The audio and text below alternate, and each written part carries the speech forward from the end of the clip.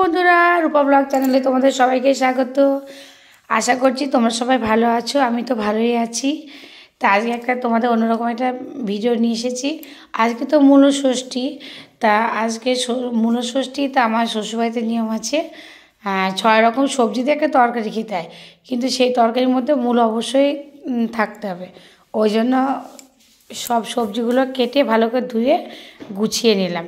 এবার কড়াই বসিয়ে দিয়ে কড়াই একটু সর্ষের তেল দিয়ে পাঁচফোড়ন, সম্বারা, পাঁচফোড়ন, শুকনো লঙ্কা দিয়ে ভালো করে একটু ওটা ভেজে নিলাম লাল লাল করে।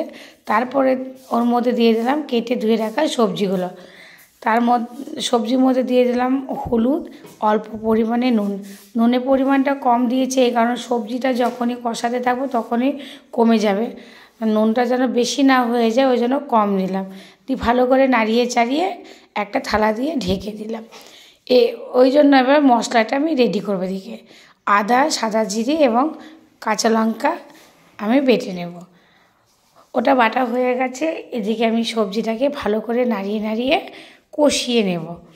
দেখো আমার কষানোটা প্রায় হয়ে গেছে, ঝরঝর হয়ে গেছে। এবার ওপর দিয়ে দিলাম একটু টমেটো কেটে আর মশলাটা বেটে দিয়ে দিলাম। শীতের সময় তোমাদের দেখবে একটু টমেটো, ধনেপাতা প্রত্যেকটা তরকারিতে খেতে ইচ্ছা করে। তা শীতের সময় দেখবে একটা মানে ধনেপাতা টমেটোর টেস্টটা বেশি আসে।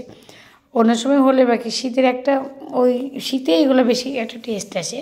তাই আমি একটু মশলা টমেটো দিয়ে ভালো করে তরকারিটা কষিয়ে নিলাম। আর পালং শাকটা আগে থেকে কেটে ধুয়ে জলটা ঝরাতে দিয়েছিলাম। পালং শাকে এমনিতেই জল বেরোয়। আর তাছাড়াও পালং শাকটা এতটাই কচি, যদি সবজির মধ্যে দিতাম পুরো গলে না ঘ্যাট হয়ে যেত তরকারিটা। তাই আমি পালং শাকটা দিয়ে হালকা একটু নাড়িয়ে চাড়িয়ে ওটাকে আমি নামিয়ে নিচ্ছি। এবার কড়াইটা ধুয়ে তোমার বসিয়ে দেবো। কড়াইয়ের মধ্যে সর্ষের তেল এবং তোমার মানে গোটা বড়ি ভেঙে টুকরো টুকরো করে দিয়ে ভালো করে লাল করে ভেজে ওই তরকারিটা দিয়ে দেবো। একটা কথা বলছি তোমাদের, যারা এখনও আমার ফ্যামিলিতে জয়েন করোনি অবশ্যই জয়েন করো।